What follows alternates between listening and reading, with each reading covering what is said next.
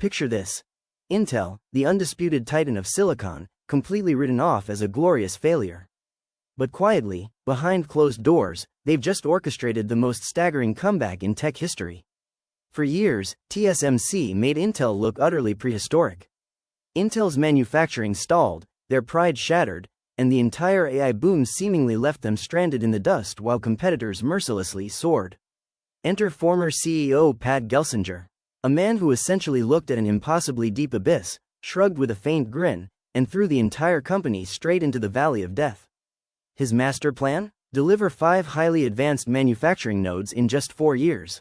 The industry laughed out loud, frankly. It was an insanely expensive gamble that drained literally every resource. Pat ruthlessly stripped away everything lacking essential value. He fired tens of thousands, leased back factories, and frankly burnt the furniture to keep the furnace blazing. Then, predictably, they fired him. Just as things looked completely terminal, new CEO Lip-Bu Tan stepped in. He immediately wanted to halt Pat's mad spending. But the government had a rather different, forceful opinion. Enter President Trump, dealing threats like playing cards. He essentially forced Lip-Bu to stick to the aggressive Foundry plan, culminating in the government buying a massive 10% stake. Suddenly, Intel wasn't just a struggling business, it was America's supreme geopolitical weapon. With Taiwan remaining a glaring vulnerability, manufacturing chips natively on domestic soil became absolute national security priority. Out of this sheer chaos emerges a stunning technological miracle. The highly anticipated node finally dropped, and to everyone's absolute shock, it actually makes the competition look rather painfully ordinary. Built proudly in Arizona, this new architecture introduces ribbon transistors. It totally wraps the channel, cutting leakage and wildly boosting efficiency for those utterly demanding, power-hungry modern artificial intelligence workloads. But wait, the true wizardry is PowerVia. Intel literally moved the entire power delivery network to the back of the wafer. Rivals won't possess this black magic until years later. This brilliant backside power trick miraculously frees up the front for signal routing. Signals suddenly travel faster, completely reducing voltage droop when your fancy system asks for massive power bursts. The industry was obsessed with graphics units for training models. Intel looked hopelessly doomed without one. But then, the wind shifted toward agent systems, which strangely requires vast armies of processors. Agent software acts less like a simple calculator and more like a dedicated assistant doing sequential workflows. That sequential process demands central processors, massively swinging the market demand perfectly toward Intel. Server delivery lead times absolutely exploded to 6 months. Prices randomly jumped 30%. Data centers practically begged for older inventory because they just couldn't get enough orchestration power delivered fast. It turns out, you need about 1 central processor for every 2 graphics units now. So, out of nowhere, Intel's data center business grew rapidly. A brilliant stroke of absolute luck. They just unleashed Panther Lake, shipping with advanced process nodes directly into actual laptops. 60% better thread performance at similar power levels. It's a beautifully brutal awakening for arrogant competitors. Then comes Clearwater Forest, sporting nearly 300 cores for sprawling data centers. It confidently leverages unique packaging, completely solving the agonizing bottleneck of stuffing memory dangerously close to thirsty logic. Packaging is currently the massive choke point abroad. They literally can't assemble chips fast enough. Intel's brilliant embedded technology seamlessly bridges multiple dies together, dramatically undercutting costs while offering available capacity. Microsoft and Amazon discreetly signed massive commitments for Intel manufacturing, but Google delivered the ultimate blow, trusting them to casually manufacture over 3 million custom processing units over the next years. Then the rumors started swirling wildly. Apple, the legendary defector who unceremoniously dumped Intel for their own silicon, is quietly discussing shifting manufacturing back to gleaming American-made semiconductor production factories. Apple knows keeping all their eggs in the Taiwanese basket is frankly geopolitical suicide. Tariffs, military blockades, you name it. Diversifying to Arizona suddenly looks like an exceptionally brilliant insurance policy. And remember Nvidia? Yes, even Jensen Huang graciously tossed billions of dollars Intel's way. He desperately needs advanced packaging, and Arizona facilities are practically screaming for that massive high-end volume. We aren't just talking about tiny microchips anymore, we are talking about absolute planetary infrastructure.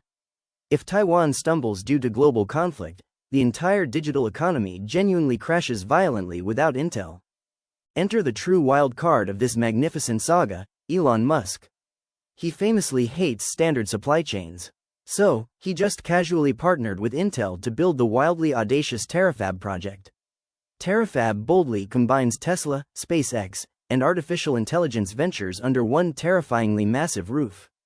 The explicit goal? Produce 1 terawatt of raw compute annually for unstoppable robotics and insane dominance. Elon explicitly realizes he needs limitless chips, not just a handful from foreign suppliers. He specifically aims to optimize infinite production without standard constraints, and Intel's advanced logic capability perfectly aligns. They are casually preparing unreleased generation nodes for this gigantic endeavor. When you control cars, rockets, and intelligence algorithms, relying exclusively on foreign fabrication is delightfully absurd and incredibly dangerous overall. Space data centers are the absolute next frontier. Terrestrial energy constraints simply vanish when you launch massive orbital arrays. Soon, running system inferences from space will be stunningly, laughably cheap everywhere. With payloads dropping below $200 per kilogram, orbital server farms are suddenly viable. Intel's architecture will literally be powering massive, floating server racks in space very soon right now. This isn't just business anymore, it is the ultimate arms race. Powerful rockets could park precision kinetic munitions in orbit, rewriting global military doctrine while running exclusively on American-made hardware. The government essentially viewed Intel's survival as totally mandatory. Owning 10% of Intel means Washington possesses a direct grip on the foundational silicon dictating the absolute future of space warfare. Meanwhile, Lip-Bu Tan acts precisely like a savvy venture capitalist. He's ruthlessly tearing out slow legacy spreadsheets and directly substituting advanced artificial intelligence tools to accelerate internal chip design workflows. He's even plunging deep into bizarre material sciences. Gallium nitride, silicon carbide, and literal artificial diamonds for intense insulation. When traditional physics fiercely resists you, you simply invent bold new physics. At Fab 52 in Arizona, staggering $200 million lithography machines furiously etch impossibly small circuits. It's arguably the most advanced cleanroom on the entire planet right now. The scale here is utterly mind-boggling.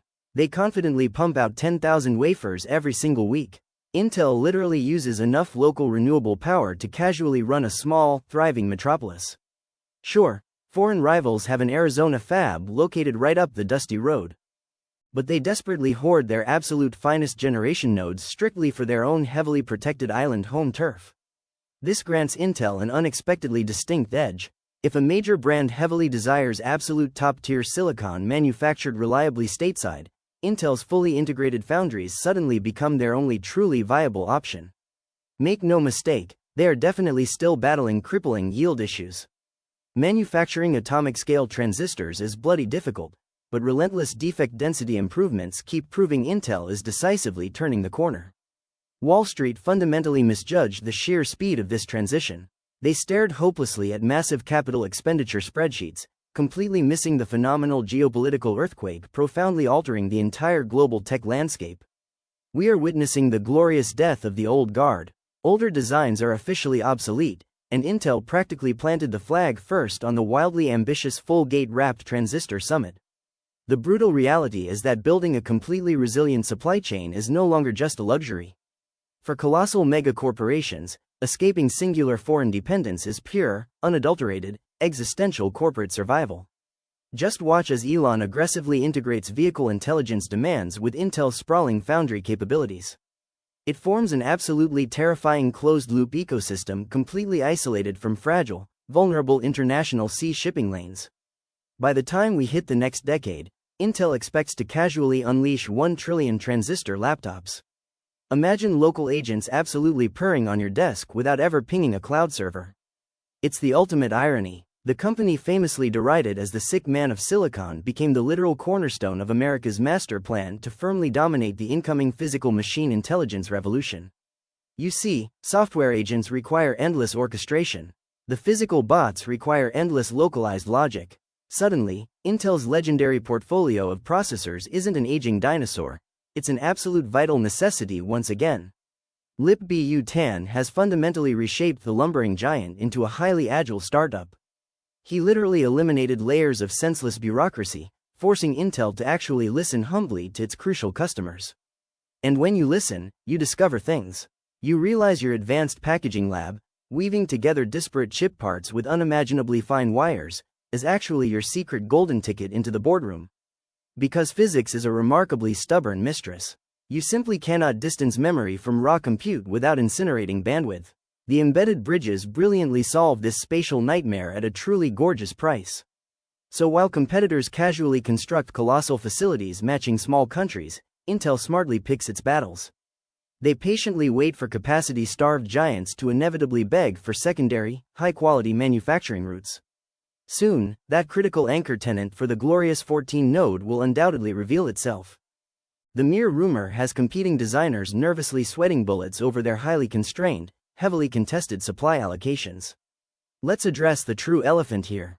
When massive space companies eventually merge, the absolute resulting megacorporation will effectively require its very own captive semiconductor empire to avoid crippling production delays. Intel brilliantly inserts itself right into the core of that utopian cosmic future. Imagine powering an infinite fleet of autonomous humanoids mapping distant planets seamlessly using advanced, heavily fortified Intel processors. Wall Street undeniably thrives on highly predictable, utterly boring quarterly spreadsheets. But Intel has fundamentally evolved beyond simple quarters. They are strategically planning decades ahead, directly alongside heavily armed nation-states. The raw reality of building custom silicon specifically for space is that it heavily relies on extreme scale and incredible durability, drastically shifting away from conventional, boring terrestrial tech industry standards. With eccentric billionaires aggressively shaking the foundations, and the government casually gripping a massive stake, the sheer momentum pulling Intel dramatically upward is frankly becoming a beautiful, totally unstoppable natural force. Yes, Pat courageously jumped into the treacherous valley of death. He valiantly took the fatal arrows so the historic Titan could miraculously emerge heavily armored on the complete opposite rocky cliffside. The industry completely forgot that true technological leaps are terrifying, painfully expensive, and beautifully chaotic.